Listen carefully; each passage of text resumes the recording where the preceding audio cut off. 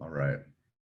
Hello, everyone. Welcome to the AI4 panel on digital transformation through AI skills training. I wanted to thank everyone for being here.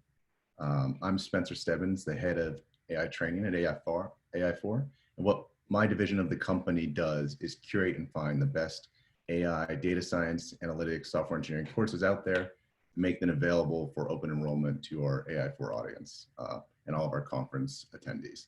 In addition to the open enrollment courses made available to everyone in the AI4 network, the training division additionally consults more heavily with companies who want to engage in AI corporate training, but may or may not have the expertise internally or internal resources to execute on that most effectively. So through our network of education providers, we're the experts of handling the traditional considerations when it comes to corporate training, but also the nuances of AI, which providers are good at providing what AI skills and for what format, etc. Thus, the training division acts as a conduit between enterprises and the plethora of training providers out there to curate the best curriculum for employees. If you're interested in this and the open enrollment courses as a participant or a company, you can learn more at ai4.io/trainings. So to complement this divisional work and cultivate a culture of conversation, I host a series of panels relating to AI skills training about every other month. For many of the conversations I've had with companies for our business line that have a digital transformation strategy, there's often a human element to it that's included or very much overlooked. A company may make an effort to make some sort of centralized data lake or as part of an overall digital transformation strategy or some technical effort like this, but they don't often invest in training their employees to take advantage of what's eventually implemented. This depends often on the maturity of a company's AI training strategy, but often I find through conversations I've had with people, including these panelists, that really it's not a top-down approach when it comes to introducing that human element. It's really, there's internal technical champions, technical personas, leaders internally within that company that notice there's a skills gap. And then they go about in sort of a federated, decentralized, ad hoc fashion of addressing it themselves. So they become their own L&D team to address the lack of skills that they notice and go through a culture of creating that. So the topic of this panel is just addressing that. How do the internal champions that notice these skills gap go about addressing it as part of an overall digital transformation strategy, or just address it to meet the rigor of their day-to-day work? So without further ado, I'd like to present our panelists. Okay.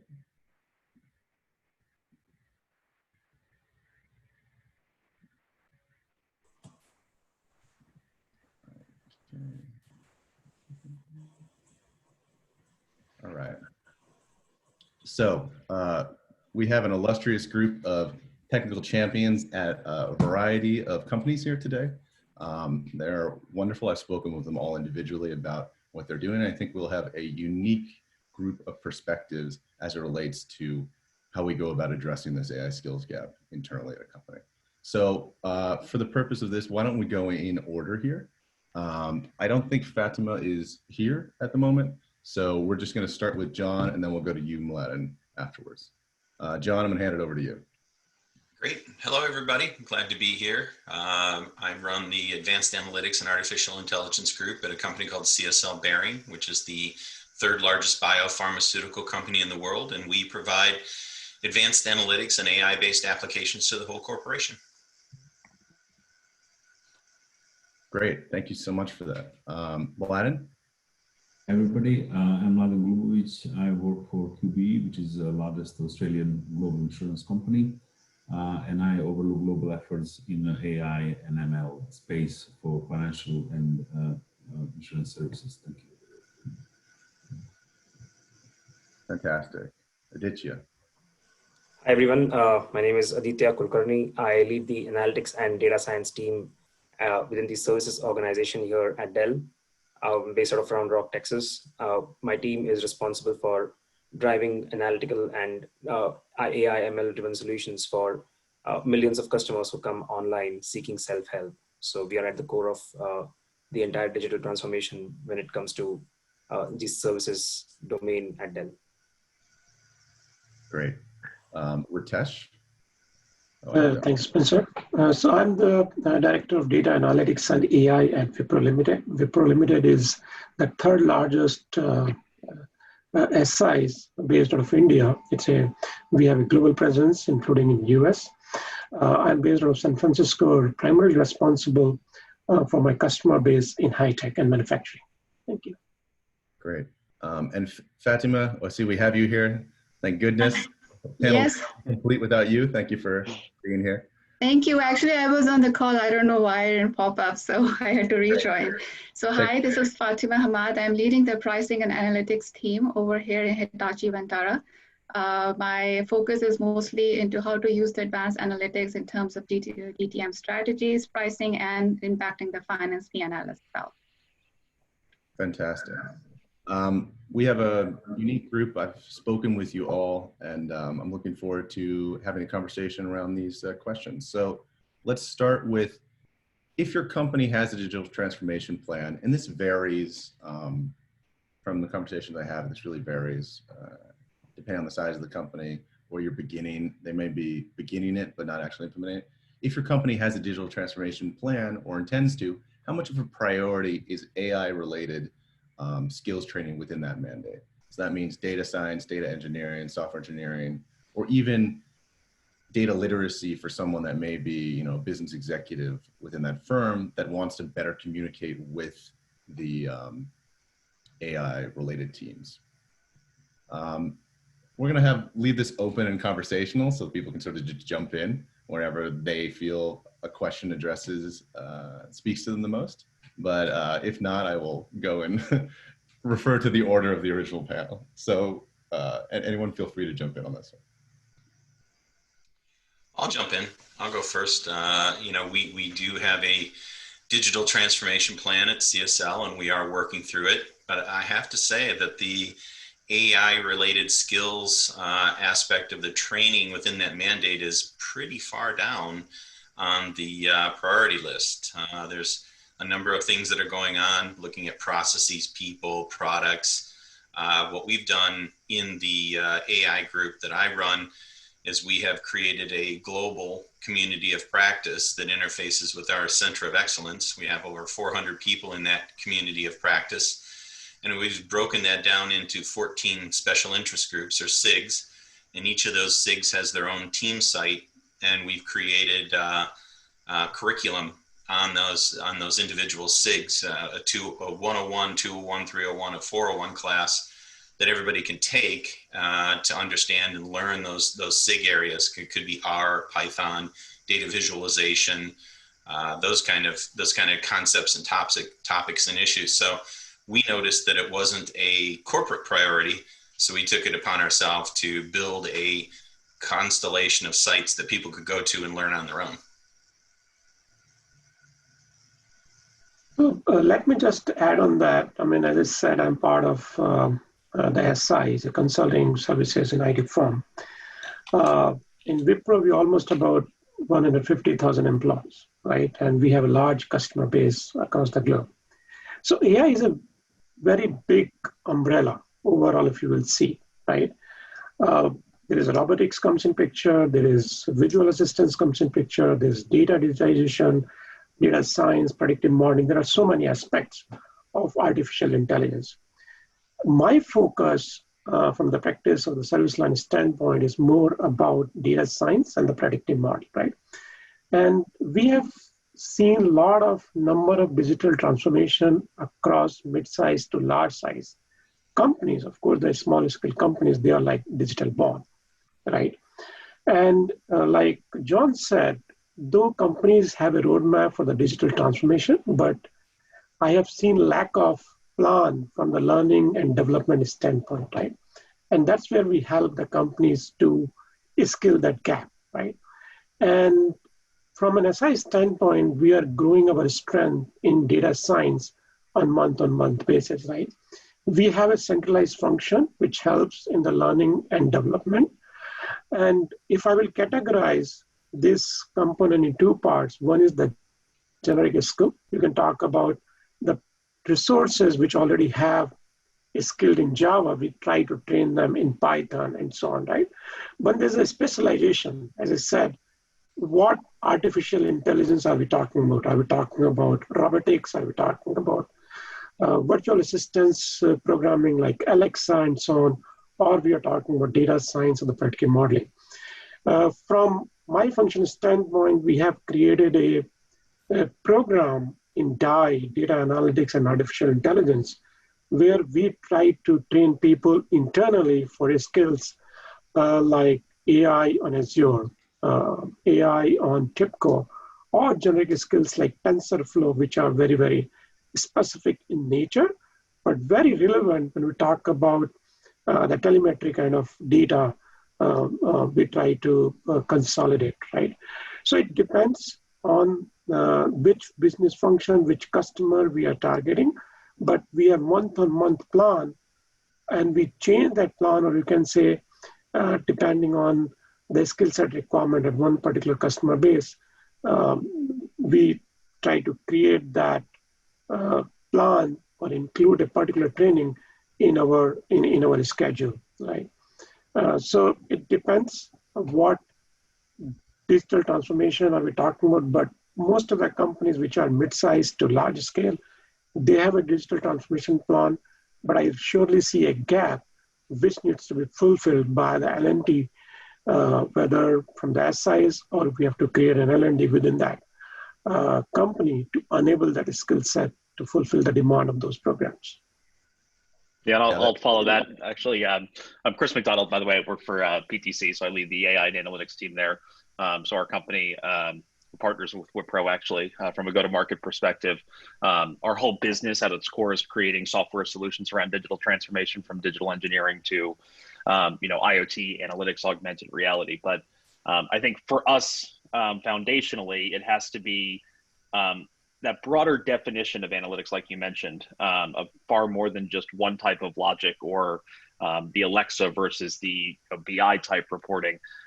It's really about understanding that it's people, process, and technology, and then understanding that broader space and the context in which people are working or developing the various products and solutions that we are working on and bringing to market, and understanding the applied AI and analytics front within that context we have found most effective. But I think working with customers, similarly, it's really that there's this, and this is someone who makes their living off of people acquiring software, but there's an underinvestment in the people training skills and the services that are needed to make the most of that technology.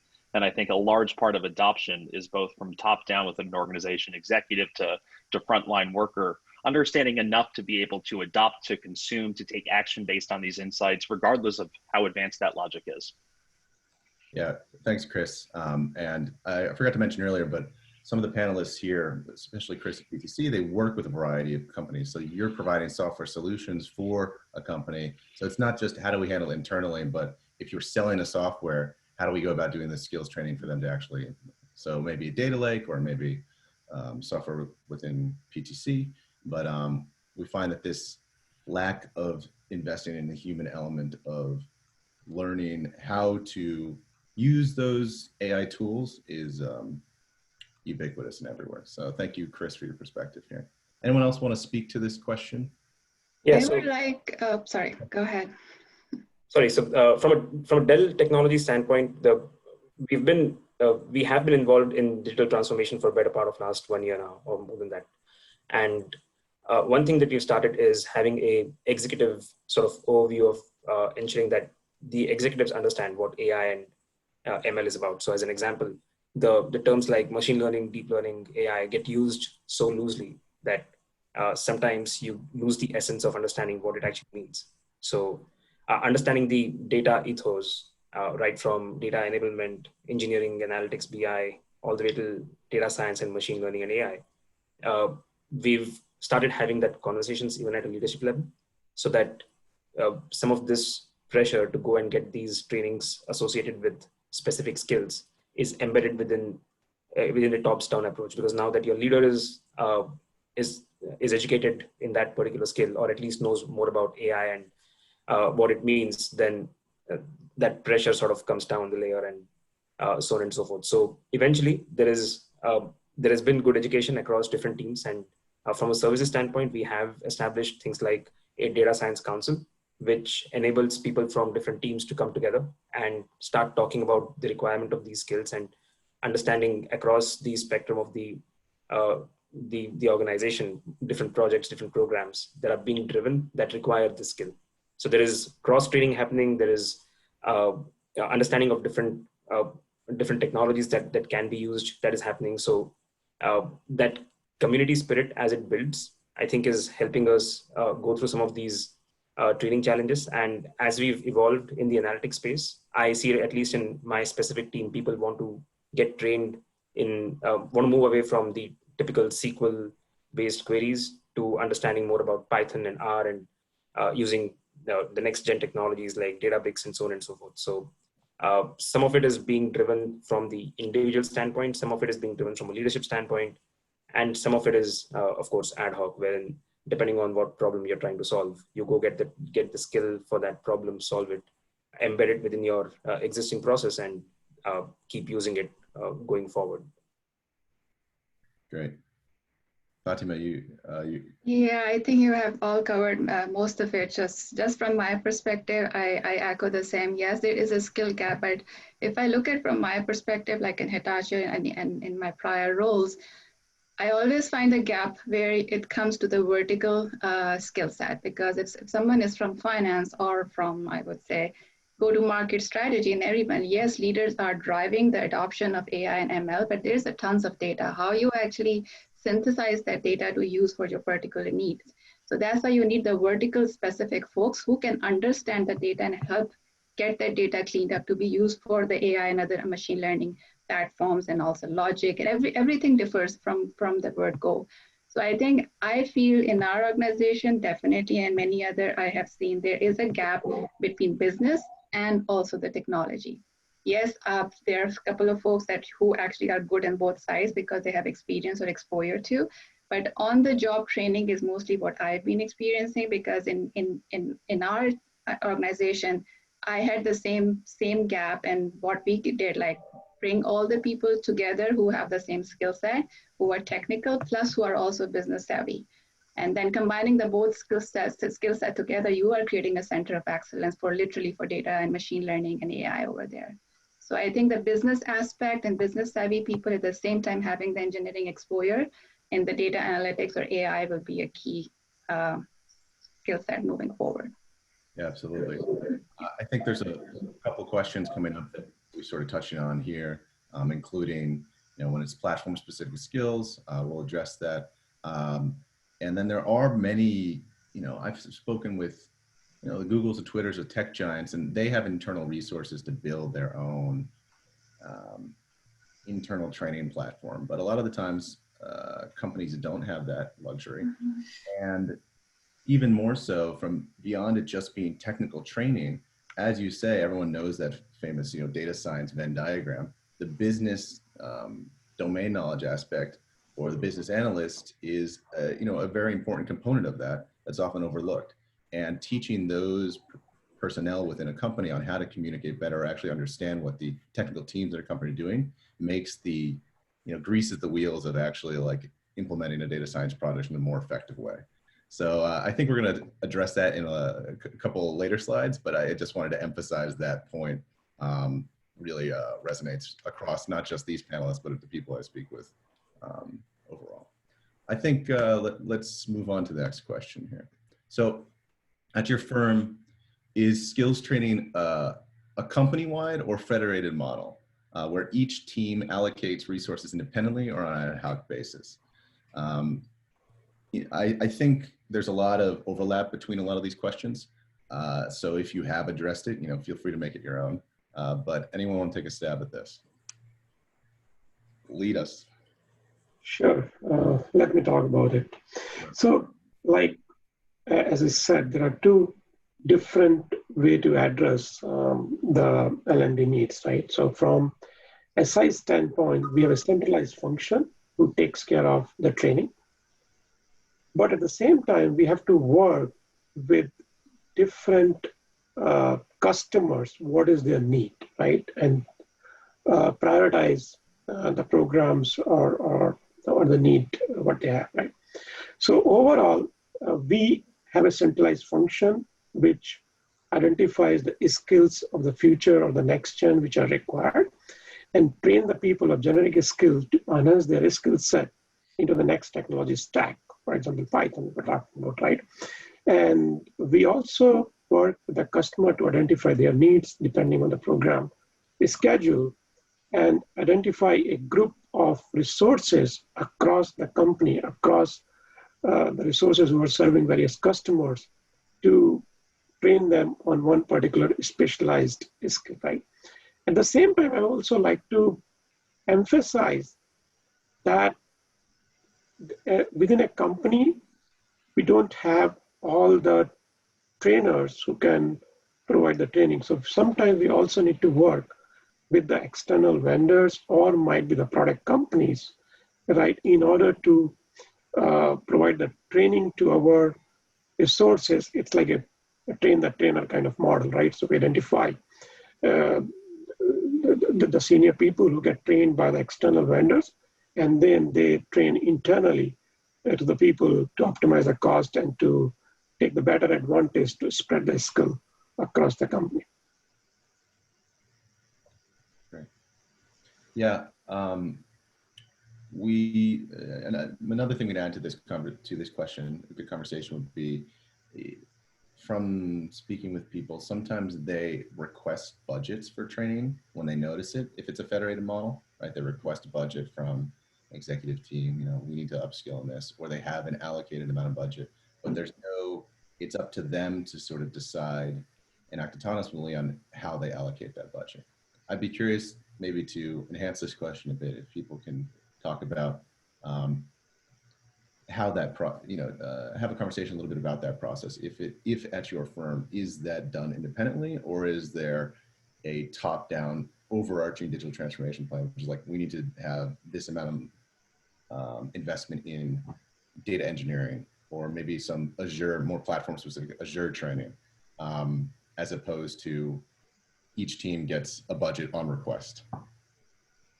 I think at least at Dell Technologies, it's kind of a hybrid model that we have, wherein there is of course a standard allotment of budget, like let's say for data engineering in Azure, but in many cases what happens is that may not be sufficient because you did not have all the needs captured. So you always have the ability of going back and seeing if there is budget available. Then we can work with the respective IT teams and data engineering teams to scale that capability. And to add to what Ritesh said about training, one additional element that we've seen successfully, at least at Dell, is we've encouraged people to start shadowing, so especially people who are already in the analytics space. As an example, I've got someone who is a SQL expert and knows all the queries and has the business domain knowledge and wants to get into the AI ML space. So for him or her to move into that space, he doesn't have to go through a business training. He probably just needs to learn Python, and he's at least good. He's at least good to make that transition, right? So what we've encouraged is to have a shadowing process wherein that person can actually work on a live project while he is on the job and starts contributing value to the problem immediately, and brings in the business domain knowledge that is equally important, while he or she picks up the required technical skills from a AI standpoint.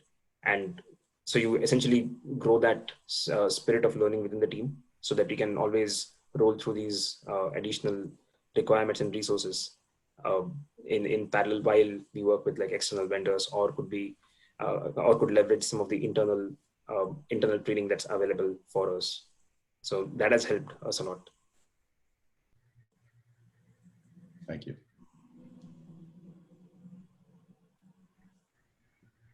All right. Sounds like we don't, it sounds like most of the answers to this have been addressed.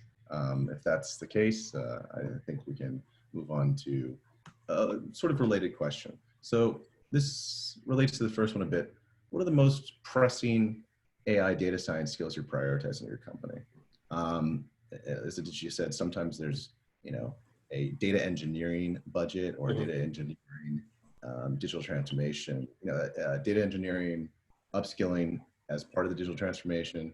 But often there's also platform specific, and this could be, you know, maybe the company only uses Azure as it, so there's platform specific skills. So do you find that you're internally the firm or the firms you're working with or selling to, that they are looking for platform specific skills or just overarching software engineering, data science, you know, how do we, best practices of for code formatting, whatever it may be?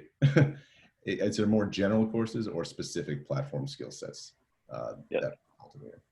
This is Chris. I think it's a, I'll kick things off by saying I think I find that it's a mix of both. And I think that, I think most importantly, I think companies are starting to realize, maybe not as many as we'd ultimately hope for, but that, you know, like we've talked about, success with AI and analytics, it requires not just these data scientists that you hire or an AI engineer, but it's really this cross-functional agile team that's, you know, data engineers, data architects, visualization. And I think this role, I think it was coined by HBR, but this role of analytics translators, right? Knowing that the domain or vertical experience is so critical to being able to understand how to apply these different techniques and to what end, and how to maintain them within solutions, and how to take appropriate actions based on it. This role of bridging the gap between sort of the domain experts in the vertical and some of the more technical analytics people, I think is becoming critical. It's critical for us, you know, internally as a company, that we have the good fortune of being able to hire data scientists and software engineers that are familiar with it based on the nature of our products. But even within our own organization, just being able to understand that you don't need a product that just has AI, right? You need a product that needs to do something, that has a type of insight, right? That is where things like AI and analytics are foundational in the offering, because they drive a certain type of end value and impact for our customer. So having that sort of translator role, that these deep insights that are, you know, generated or can be generated through more sophisticated AI and analytics, they have to be able to translate, right, into impact at scale. It's at an organization, with the company building that product, and certainly the customer adopting it and driving transformation through that. So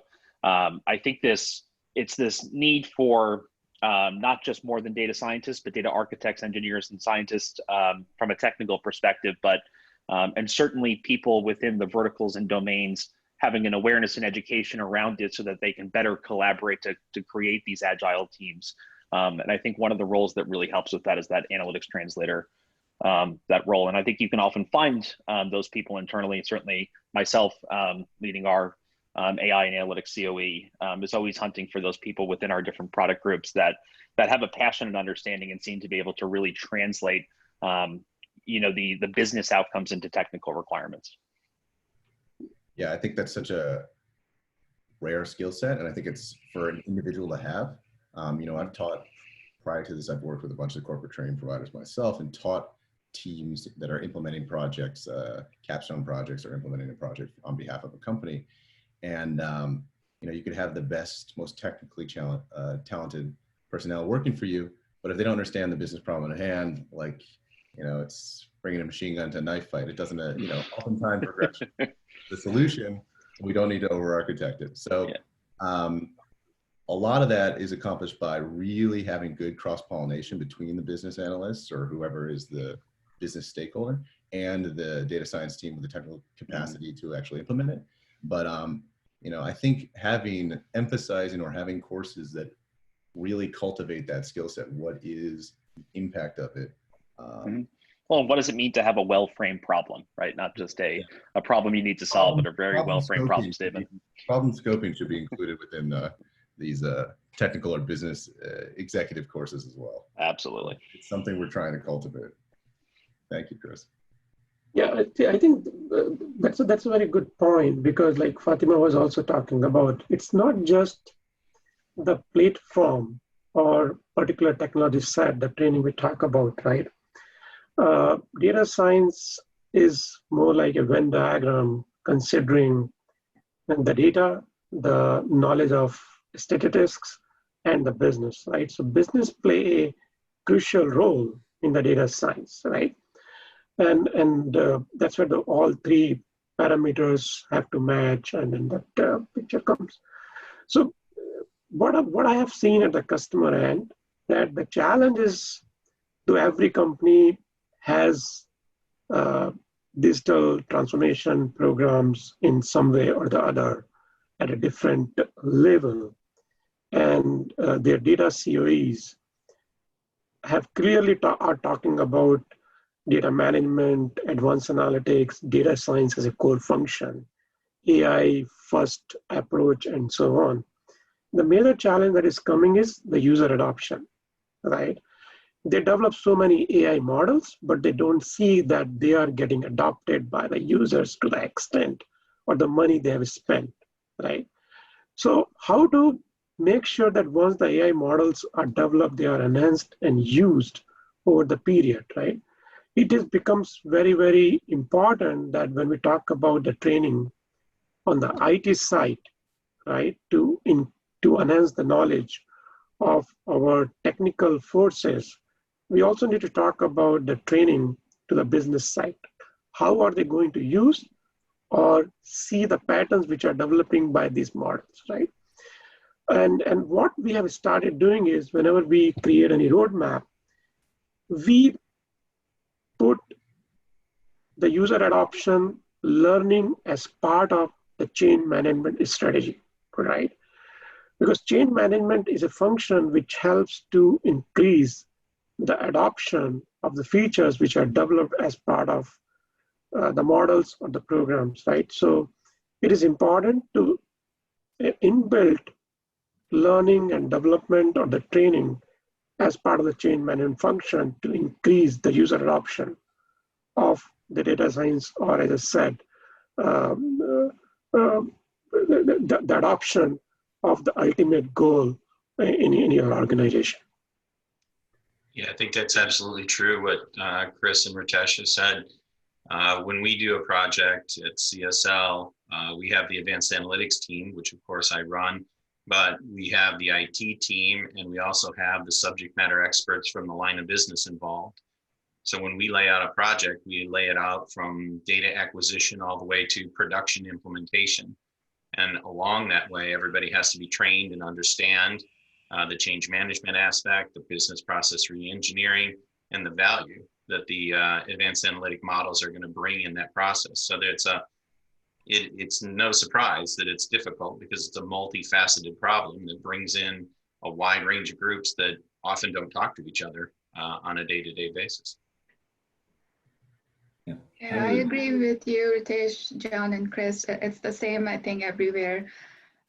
Adoption, I think user adoption is the most laggard parameter that comes into all of this that come into play, because you build the real insights into everything, but there's always, like, I would say, two phases of our transformation. One is your externally facing, and one is your back office or internal facing in your organization. External facing analytics and all of those new technologies that come in, they are adopted faster versus the internal. And that's the skill gap that we are really fighting. That, okay, we are building something, a lot of insights we are gathering from our own systems, how the internal folks can utilize this to, suppose, increase our market share, go to market strategy, how to accelerate the partner or drive our channels forward, things like that, how to improve the processes. Yes, the internal adoption is the biggest laggard that drives a couple of organizations, I would say, a couple of years behind on the competition and everything. So I totally agree with you.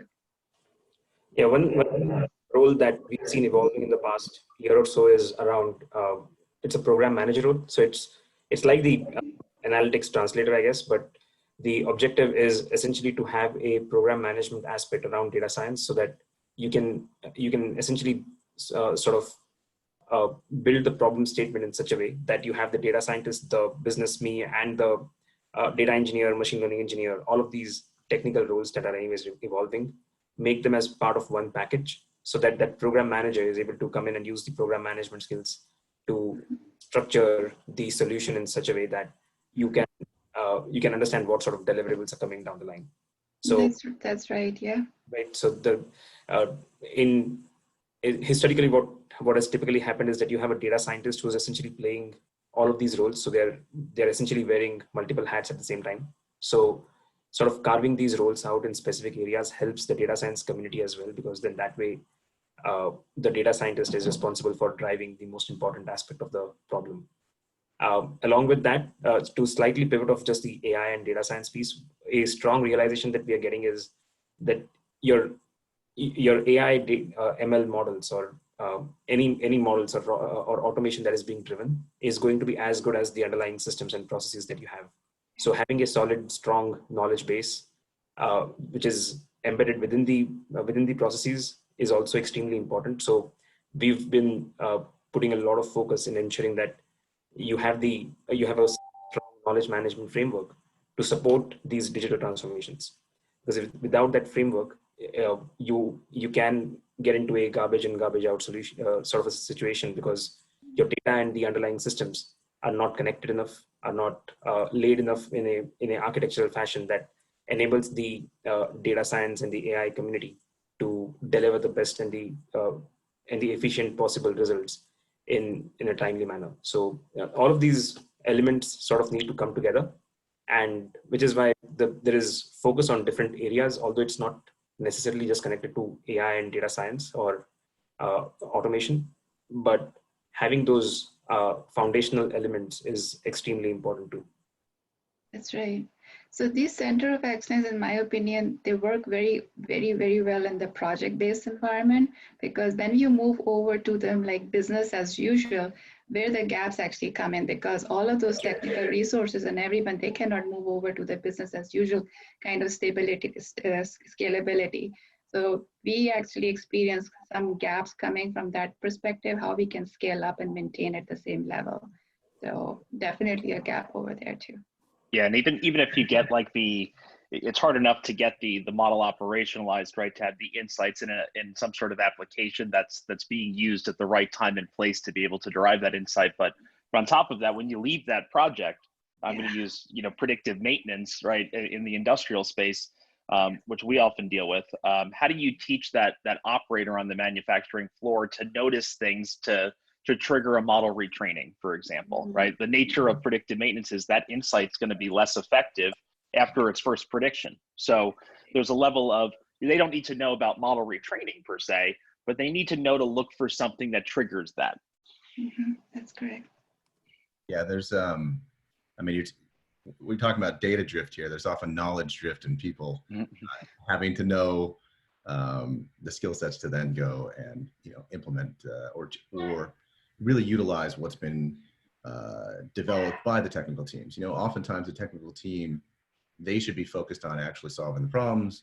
And just because there's a good data scientist doesn't necessarily translate to them being the best teacher to the business analyst. So to segment that into an LMS is great, but with LMSs or MOOCs or any of the things that are provided or documentation, the user adoption element by those business analysts is really tough, I find. So I think, there's got to be, a lot of the times from the conversations, there's this cross-pollination or shadowing that really encourages the business analyst to communicate with a data scientist.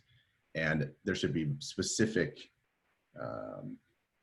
there has to be an overarching strategy instead of an ad hoc, like just hand them the LMS or hand them documentation and go to the wind here. So, I'm glad that we all noticed this pain point. One of the interesting ways of circumventing the issues that you just mentioned, Spencer, regarding the data drift or changes in data distribution, which is pretty much industry standard, is to deploy more than one model and to treat multiple versions of the same models in production. So even though we productionalize the model, we can also have candidates model running in the same fashion as a productionized model. And actually, we can measure data drift and all the data distribution changes in real time. We can even swap, for example, the models, candidate models, which seem to outperform the production live ones automatically, if need be. There is a lot of thought put into how that is done in the real production environment, and the use case, it's usually dependent on the use case, because I'm not sure how that will work in manufacturing, but it's kind of a financial industry. It's usually, one is usually able to actually run multiple models and basically swap them over, or at least get alerts that data distributions are model accuracy is falling and the models need retuning, etc., etc. Going back to the posted question that we see on the screen in terms of how do we prioritize the skills within the company, I would say that that's a very dynamic question. Whenever a company tries to conquer and enter new domain like AI and ML, to start with, doing general training in different AI and ML spaces will probably suffice and will be good enough. But as business really adopts the AI and ML, there is more and more need for building particular models, whether that's a regression space or NLP space or vision or whatever the company needs. Now, at that point, in my experience, it's very difficult to maintain general global corporate strategy on training because our needs really differ from one business use case to another. And to all of that, I would just like to add one extra complexity that comes from the outside world. For example, we all know that the most powerful models that we see, especially in vision and NLP space, come from Google, Facebook, Stanford, and few other entities who actually have a capability to train models at a scale that companies usually are not able to. So what basically that means is that data science team that needs to deal with a particular problem might be forced to adopt a Google model today, Facebook AI model the next week, etc., etc.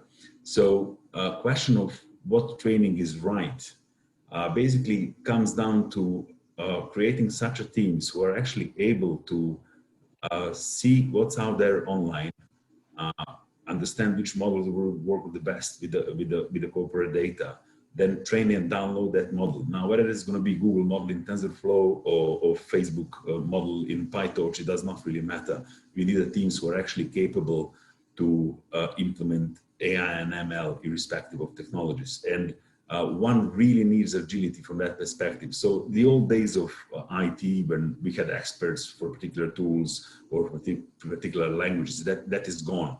If we have a look what happened in the last 10 years with the Hadoop and big data space, we have seen a lot of others coming up at rapid speed, and vendor kind of offerings exploding and flourishing. We have so many databases we can pick from, etc., etc. AI and ML world is exactly like big data, only it's much more accelerated. So there is, there are new models coming out literally on a weekly basis, new platforms, etc., etc. So the real power comes from the ability to assess what's out there and just utilize the best models for corporate data and to derive the value from it. So the flexibility, I believe, will be the real answer in terms of being able to kind of have a competent data science and AI stuff. Yeah, I mean, for Microsoft products, for all the platform ones, those libraries of products has always existed. So I completely agree that there's this, every team member nowadays needs to be a researcher and be sort of internal advocate and keeping aware of what's out there instead of maybe specifically we just have an Oracle database manager who's the expert on that. It seems more and more that everyone needs to wear many hats. So maybe these foundational materials or cultivating how to research or how to data problem scope, like you said, Chris, we should emphasize more. Great. So in order to, before even implementing some skills training, we often need to notice that there's the gap in the first place. And that can happen with some internal skills assessment. And I would love to speak a little bit about that. A lot of times I find that it's a qualitative measure. So some data science lead notices that there's a gap and then they implement they get a budget and allocate a skills training there. But if your company is doing something that's a little bit more uniform, whether it's internal tests or project assessments, I'd love to learn a little bit more about that. And I'm sure the other panelists would too. So at Dell, we have an annual assessment of skills, right? It's part of every employee's yearly assessment of everything that they've done in the past year and what is it that they want to achieve in the next 12 months. So it does impact our L&D plans in terms of the employee himself or herself needs to determine in some cases what is it that they want to do. So as they determine if they want to pick up a particular skill in terms of AI ML, then there will be a training plan set up for them. We have like data science programs that we've rolled out where any sort of a novice data user can start using that, can enroll in that program and become a basic data scientist in 6 to 8 months. So those initiatives help all the employees in general. So that always happens. Now, in terms of upscaling them to get some of the advanced skills is always a challenge, because it's you kind of have to balance their current deliverables and current workload with picking up those skills, right? So we work with each of these employees individually to understand what is it that they need, how much of technical training is required versus soft skill training. I think most of the panelists here spoke about the importance of having the business domain knowledge incorporated within the data science space. So depending on what kind of training is required, we work with those individuals in the team. And this is essentially a hybrid of tops down as well as a bottoms up approach. Most of this discussion is, however, initiated by the employee, and they have the ability of going and even looking at training that's not within Dell Technologies, but if there is some training that's being provided by like AI4 as an example. So they can go and look into that training and come back and talk to their manager and let them know that this is something which they want to do. And then that is when the whole budgeting discussion comes into play. And in most of the cases, we do approve training requests, even though they are from outside. So that's been having that sort of flexibility has been beneficial, because it's all customized per the employee's interest. And one interesting stat that we found is that 85% of these jobs that'll exist in like 2030, they don't exist today. So you have to keep upscaling the employees so that you have the right skills within the team and the right resources within the team, cycling through the training and upscaling process. Yeah, we don't have an assessment where we look at the employees and assess their skills as such. It's very much like ADITIYA said. The employees come to us and say that they are interested in learning this and upskilling. Since we're an advanced analytics group, we're often looking at technologies that are out in the future. We've seen the natural language processing space split into NLU and NLG and other areas. So we have some of our data scientists have come and expressed interest in learning more about that. So that works very much like it was just described. They say, I want to learn this. We look at the possibility of classes that are out there and split money off our budget and have people go learn about that and then bring it back and teach the rest of the data scientists about what they learn. But we don't have a formal assessment project. We have it's more of we want to learn this and we go out and do it. So for us, it's basically part of their performance evaluation, right? So it is integrated as part of annual performance evaluation. We encourage our employees to learn, whether internally or externally. We have various level of programs. Like, for example, in case of certifications, we have you pass, we pay. So if any employee is interested, based on the customer need, they can get an external certification and we pay them once they pass, right? We also have, because we work with various number of product vendors, right? For example, we have partnership with Azure, we have partnership with TIBCO, we have partnership with Google, and so on, right? So as part of Elite partnership or various level of partnership with these product vendors, we have a commitment of minimum number of certifications every year, right? Either we get our employees certified or we lose that, right?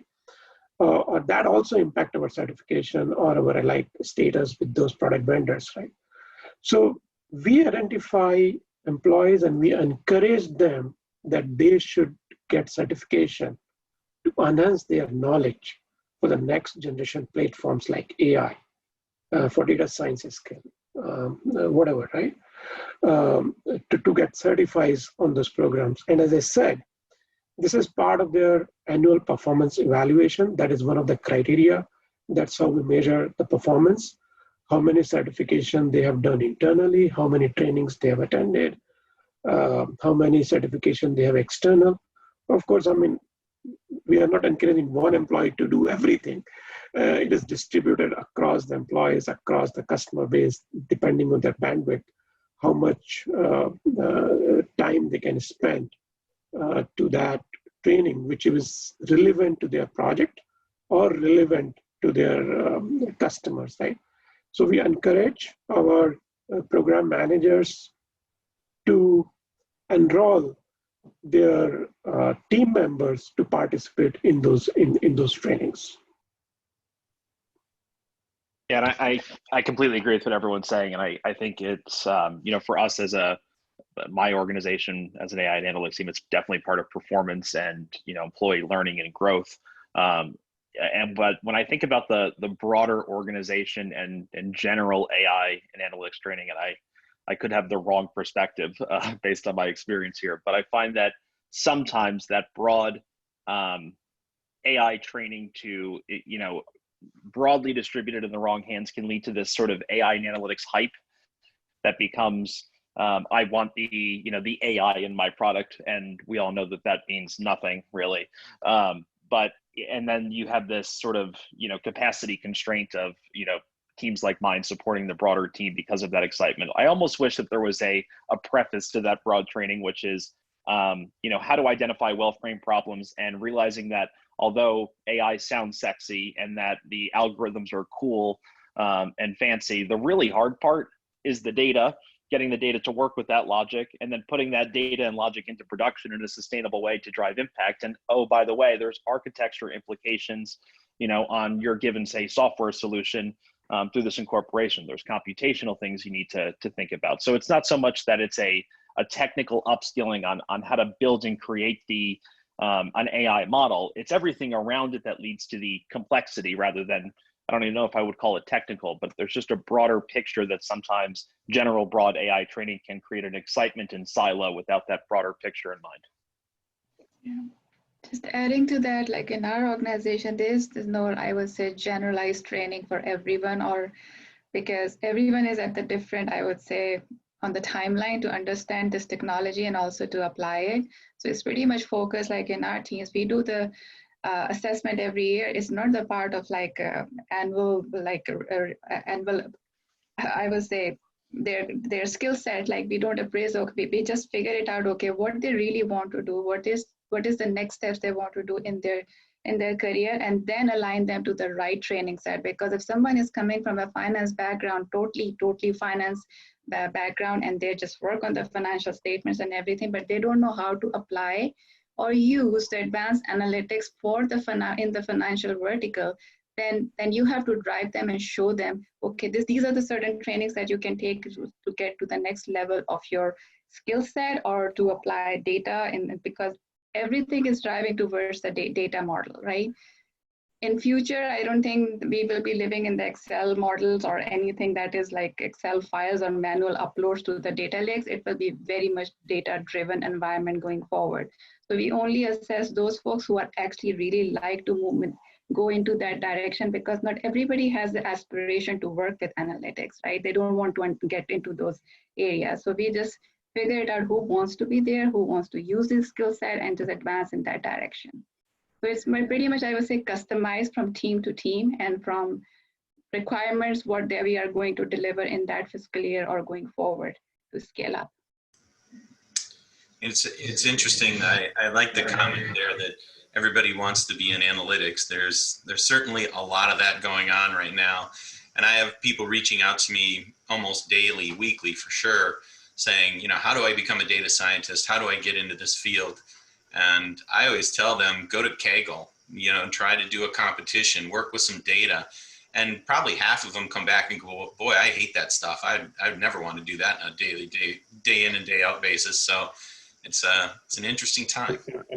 I was about to jump in too and emphasize Chris's point about the hype. I think, again, for data literacy, when it comes to the business executives, they oftentimes use the term AI sort of loosely, right? And they want to implement whatever they think is the most, some deep tech, some whatever the advanced is, but that's often not the solution. And through skills training, it becomes clear that, as we all know, like 80%, 90% of it is just the data and getting it to a point where, you know, you can implement a very simple model that will have a lot of gains in itself.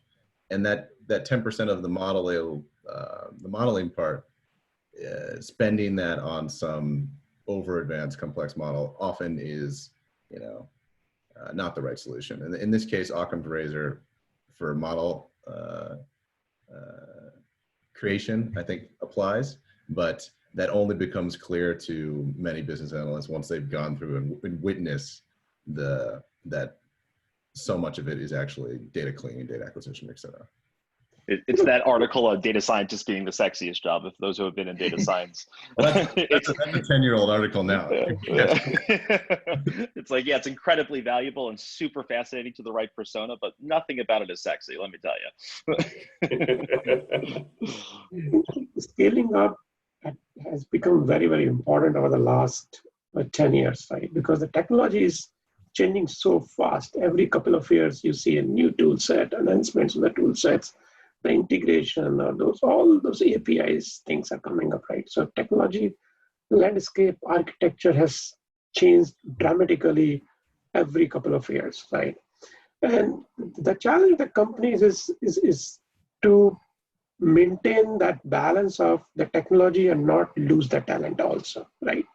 So it's important that they retain the knowledge base and have some kind of plan to train the existing workforce, whether that is on the business side or the technology side, into the new technology, right?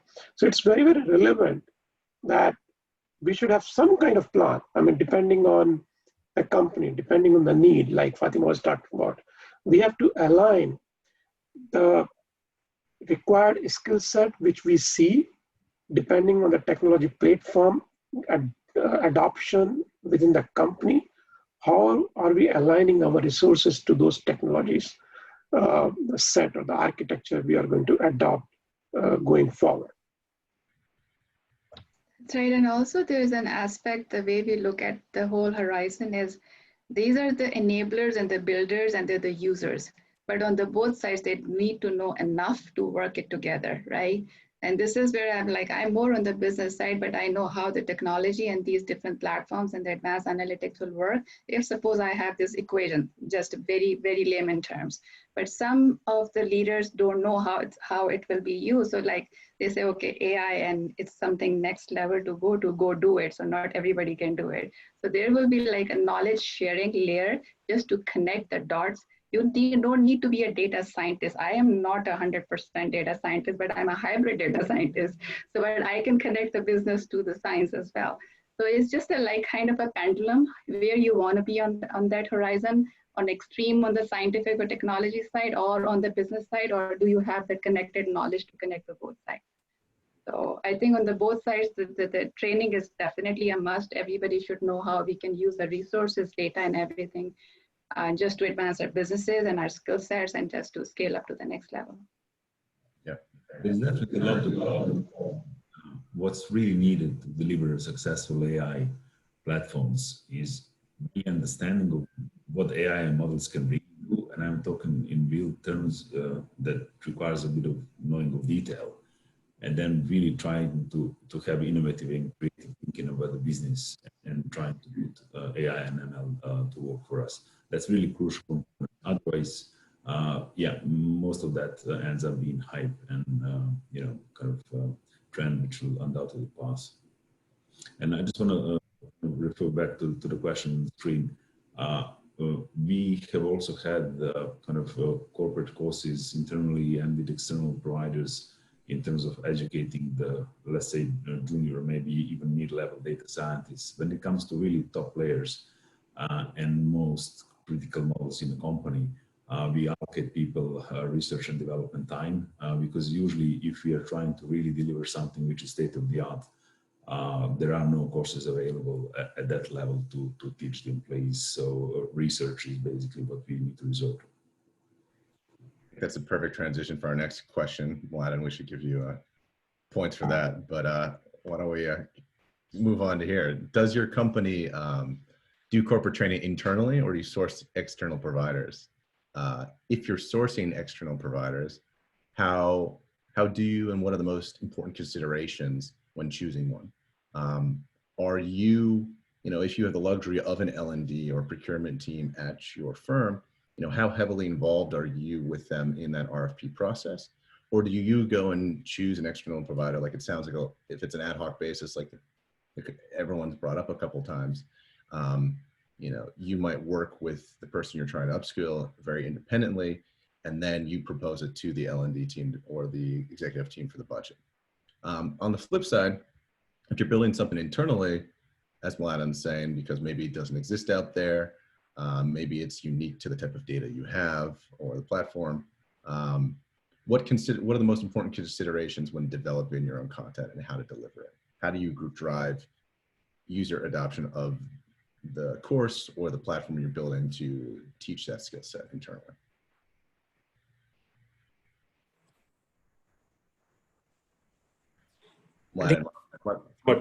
ADITIYA is jumping in. Great. Yeah. So yeah, from a Dell standpoint, I think it's a hybrid. We do have a significant knowledge base, a training knowledge base, which we can use and consume. And that's where we typically try and start. We also have internal courses, like I mentioned, a data science program being launched, which trains even the novice individual who has been working with data for only some amount of time to become a basic data scientist. So we've got that level of training material in our internal training base. Now, from an external standpoint, again, like I mentioned, some of it is ad hoc, dependent on the individual throughout the year, as and when there is a requirement, and if a individual employee is interested in upskilling, and if they found the right training module, we go and approve it so that he or she can go get trained. Now, if there is an interesting module that we want 10 plus people or 20 plus people who want to get trained, then that means you have to go through the RFP process and see if we have the right budget available so that we can work with the vendor, work with the procurement team, get them onboarded, and then have the training set up that way. So it's kind of a hybrid. So it depends on the project that you're working on, the problem that you're trying to solve, what kind of skill is required. Like if it's NLP skill, and if you already have internal resources who are skilled in that technique, then you leverage that. If it's a completely new tool or a new skill, like Ritesh mentioned, every 2 or 3 years there is new tool and new technology coming up. Can't expect everyone in the company to be aware of that and to have that training available. So in those cases, we do have to work with the external vendors and see what training is available in the outside of them.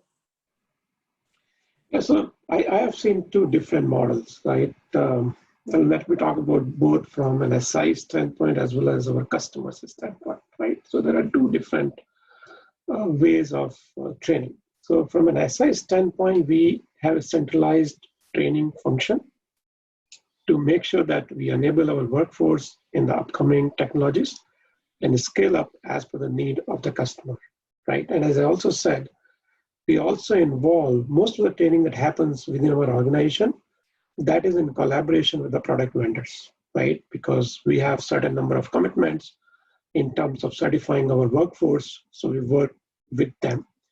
But on the other hand, it is a little different for the customer, right? Because customer, they don't have as large workforce as we have. We have 150K employees, right? For, of course, an IT function of a customer is not as we have. What I have seen is that they use external training academies to train their workforce. And we also help them in certain aspects to train their workforce, or I would say more from the user adoption, because a technology training becomes a very, very specific functions.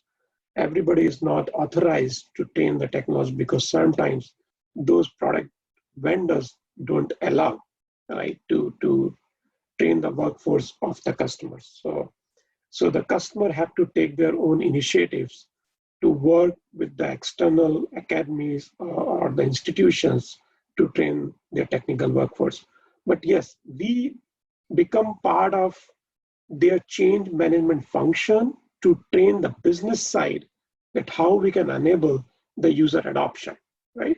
So there are different ways to look at when we talk about the training, whether it is a centralized function or it is a federated function, or it is a function to increase the user adoption. So there are different point of views and different ways of train the employees or enable that, I would say. Yeah, I would agree. I think regardless of whether it's internal or external, like we talked about in previous questions, context matters. And I think there's the skill set that you can go with, people who are technical professionals or true data scientists going to upskill on the latest platforms and technologies. But for for folks, generally speaking, and at our customers, I think if you find a provider internally or externally that understands where you're coming from and sort of the elements of what you need to know, I think you're going to get a better understanding and adoption from from business users or domain experts or other folks from technical areas. So the more that training can be contextualized, I think is always more effective. Yeah, this speaks to, from a previous panel and conversation as well, as it relates to the assessment question too. It's not just doing assessments on the front end of course delivery to assess, which courses we need to actually deliver. On the back end of an employee taking a course, there's some sort of assessment to measure whether they actually learned it or implemented it. And a lot of times, more and more companies are converting this to something that's project oriented, right?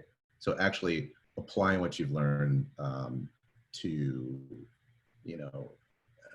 see that you can actually implement it on the job. So I think to Chris's point,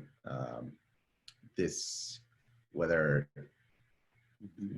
it's done internally or externally, it really comes down to how do we assess whether it's effectively implemented. I also think that immediate testing, whether you can implement it on the job, maybe even more importantly, it's important to know that when you failed and that you can fail and you can fail fast, and that you understand what you don't know as you go back to training. And I think that it starts to build that agility and flexibility and risk taking or moderated risk taking that's so important in AI success. And I think what, this is why the ROI on some like MOOCs or some of these plural sites or training assessment tools is relatively low, is because it's not specific to your company or specific to a project. When you work with an external training provider, or if you build something internally, if you can contextualize it, as you're saying, with solving the problems that are necessary for your company, then it's like any sort of learning. If people can associate it with something they already know, it's going to stick with them more. Exactly.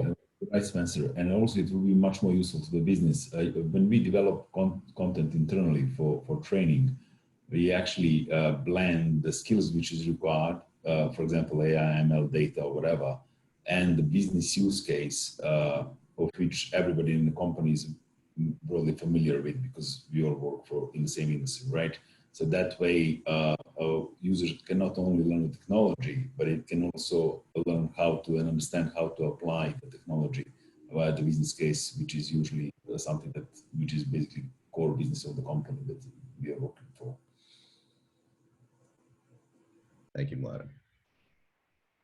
Anyone else? I think we've covered a lot of this from previous questions. So unless anyone wants to jump in, I'm going to move on here.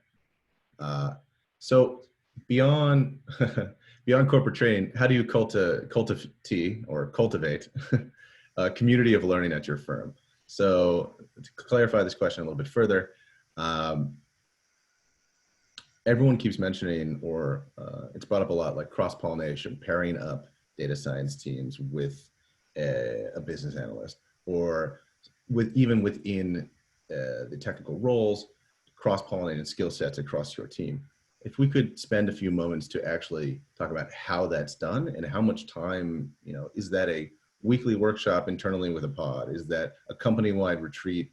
Is it external workshops where you hire a provider for that?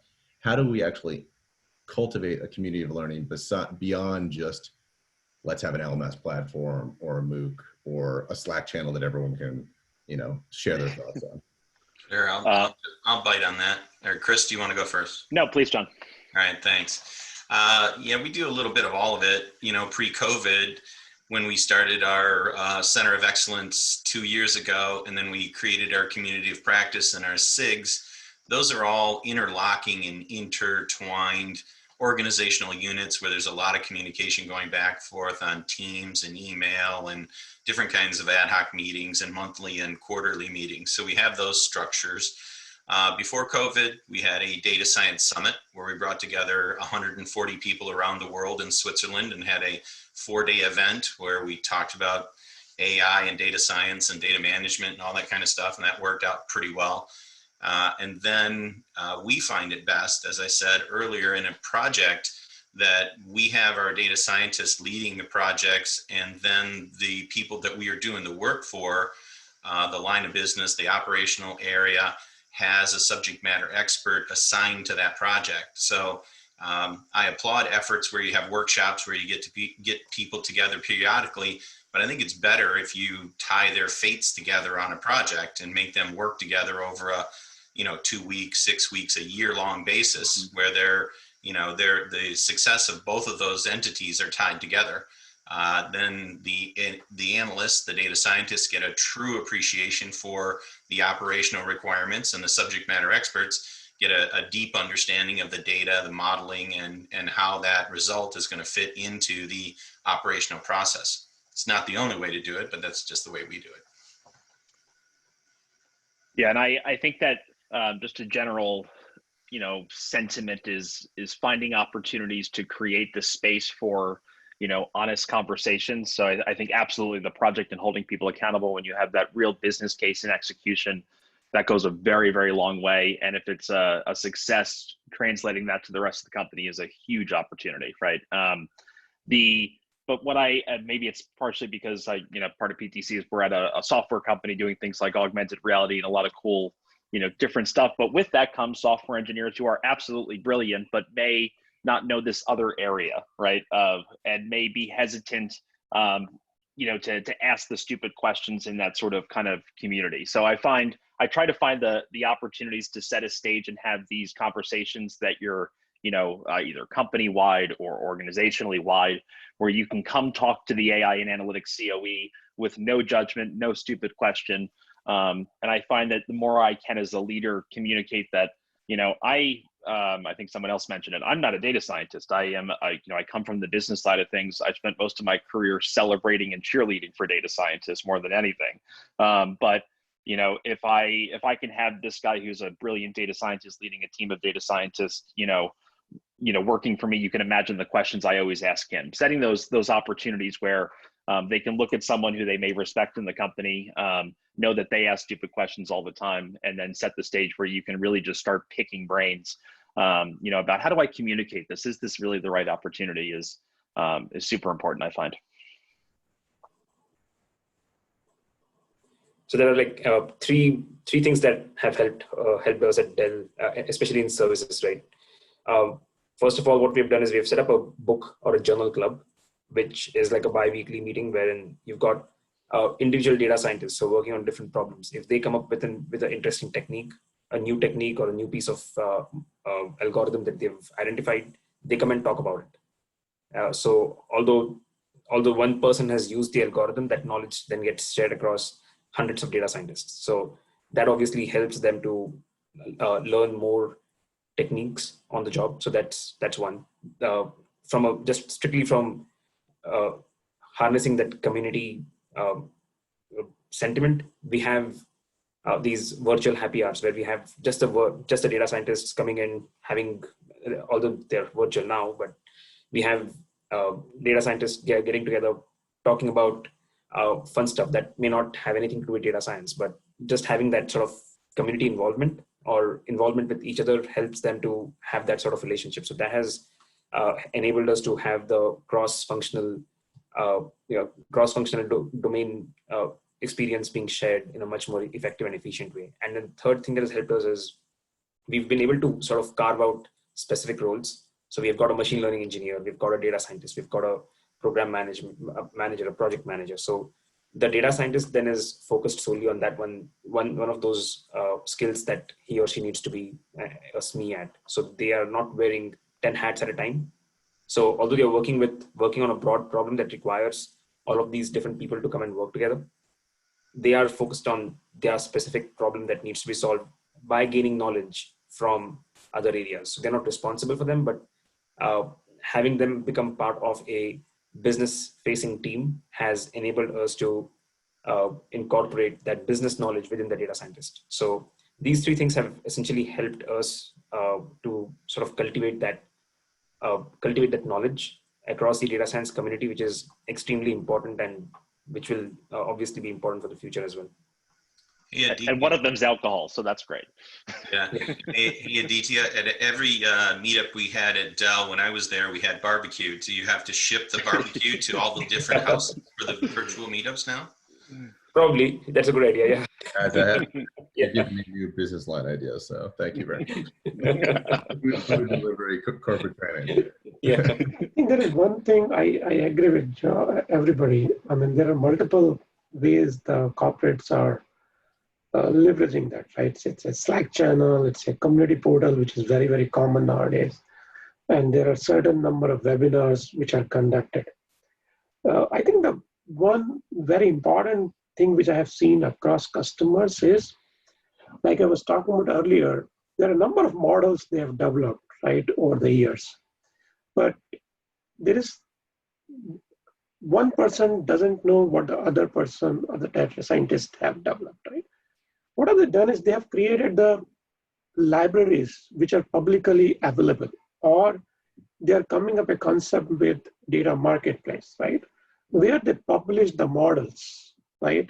So that everybody is aware of, hey, these models are developed and how they can be used or reused, right? Within the data science community. So along with the community portal, I would say there's a lot of emphasis on the libraries which are getting publicly available, whether within the organizations or there are public libraries to use those model components to enhance your model or to leverage those models. I agree. Yeah, that has helped us as well. We've been using Confluence and Jira and all of these tools, and sharing that knowledge from one individual to the growing community of data scientists has definitely enabled us to scale some of the solutions that have been built for one problem, especially in the space of digital transformation, where that same problem is being solved across 3 or 4 different teams in different vein or different ways. Having that knowledge being transferred across the entire community is definitely something that's helped us. Thank you. Oh, Fatima, yeah? Yeah, just echoing everyone, I think you guys have covered everything. Just, we want to standardize stuff. Like, we don't want to create a different ad hoc, or I would say standalone logics and the scenarios to apply to the business. So whenever we create something, accompanying with our data scientists and the other teams that we work with, we actually try to just share it with everyone. So you have the standardized vision and the view of the business. You're not creating multiple logics to solve the same problem over and over again. Yes, the community interaction, the portals, and also the people interact on the, like on the drinks or something like that. We didn't get the barbecues, but yeah, that really helps. Yeah, I absolutely agree. I think that's, again, you guys are making my job easier. A smooth transition to, in the world of COVID, how has that changed the L&D landscape or that community learning moving forward, do you think? So beyond, the LMS or the internal GitHub or Confluence, that still exists, but a lot of the cross-pollination of thought or cross-skills training amongst a pod is now distributed, how do you think COVID's going to change that, that culture? We are still learning what impact it is going to bring. But of course, I mean, there are a lot of virtual is happening, right? So even the training sessions that we are conducting within our organizations, pretty much everything is online, right? So earlier we have in-classroom training sessions. Now they are virtually, right? So I think the only challenge that we see that we have dedicated 3 days trainings, right, for on certain topics. That is not happening online, right? So we have divided the training 2 hours instead of 3 days, that is over 6 days or so on, so that they can have, they can take the advantage of the training as well as they can focus on the work. And the other thing which I have seen is that in a lot of hands-on training within the classroom, we are giving assignments which they work independently, right? So of course, I mean, there is a lot of things are happening virtually and we are still learning. And I think there are a lot of changes which we are making even after 4 or 5 months in this period, because it is surely going to go much more than we expected. I have data scientists in the United States, Europe, Japan, Australia, and the one thing that's common for all of them is they're very happy staying at home. None of them really wanted to commute to an office anyway, so it hasn't changed my data scientists except for they're happier. Yeah. You just said it what I was going to say. It's just scary how comfortable they're getting and used to this new environment. It's really scary. Yeah. They're loving it, as a matter of fact. I also think there's something for to be said about not to use a devastating pandemic as an opportunity, but I mean, like certainly like anything, like everything with COVID, it tests a company's resiliency, right, and its ability to be agile. So there's this opportunity, and it's a rant that anyone who's worked with me for a long time hears me go on with executives all the time. But I think the hardest part about AI, or what, you know, to consume it, to create it, right, is just this challenge of statistical thinking. And I think this question of COVID is really about how do you thrive at uncertainty, right? And when I think about AI and analytics and what I love so much and respect about it, it's that the world isn't perfect or logical, right? It's that how do you thrive in this era of digital transformation, of COVID, of the unknown? And it's likely going to be the case that those companies, those organizations, those people that are able to best apply statistical reasoning, you know, throughout their operations, throughout their decision making, are the ones that are going to win, right? So this is an opportunity for you know, companies to prepare themselves, right? To take in and accept. One of my favorite books is Thinking Fast and Slow, so I make this quote all the time. But right, it's time to embrace this statistical thinking. It's time to realize this limitation of excessive confidence in what we believe we know and our apparent inability to realize the full extent of our ignorance and uncertainty in the world we live in. That's right, and I totally agree with you, Chris, because we have figured out in the last couple of months, like companies are actually building the muscle of creating this risk-assessed models that were not there before all the time in all the different aspects of the business, I think. So yes, we are more inclining towards using all this statistical and all of the different tools to apply in the AI models to figure out where we will be tomorrow. So you're right, I totally agree with you. And one thing that surprised all of us is that how much more we can get done by working virtually. Yeah, that's scary. Yeah. It's funny how much the technical teams are enjoying this, you know. To Chris's point, you know, when I used to teach a lot, the previous question about platform-specific skills too, I think the autonomy is the most important skill when it comes to something that's AI or engineering or data science, because it's such a changing landscape in terms of the tools we use. Mm-hmm. So like the students, one that we taught in person that had the autonomy to go research things on their own were often the most effective, even if they didn't start up with the greatest amount of skill set to begin with. So The same applies. I think COVID, I've taught with a lot of training providers, and they were all transitioning as they scale to offering more remote learning anyway. But I believe that COVID is, you know, fuel in the fire of this, or forced adoption of this model. And it's where the MOOCs and just watching pre-recorded lectures are somewhat effective. A lot of the times there was a hybrid model where it was, some was taught in person and then there was individual learning, you know, after class or at home. And now this hybrid model of learning that's being brought online, where you have, you know, webinars like this that are in person and then individual learning. And I think this, we're sort of like gradient descending our way, not to use an ML term for the speak here, into finding what the optimal way to learn remotely and effectively is. And I think this is only hastening it. So I appreciate your comments, Chris and Aditya and Fatima here. Just one more remark on this, you know, remote nature of everything that we've seen. We had 6 interns in our group this last summer. Everybody said, oh, you know, you should cancel your internship program. And I tell you, all those kids that were, it was a mix of graduates and undergraduates, they performed flawlessly. You know, we didn't see one of them throughout the summer, and they did great work. And we actually hired 2 of them as part-time employees while they're still going to college, because they did such great work. So I think the younger generation is just going to thrive on this environment. And I think the training providers and companies that are agile to adjust to it are the ones that are going to succeed, you know, and really curate, whether it's hiring that talent that can adjust to this workforce, or also, you know, not lag in upskilling their existing employees if they can adopt to this. Aditya, you wanted to say something here?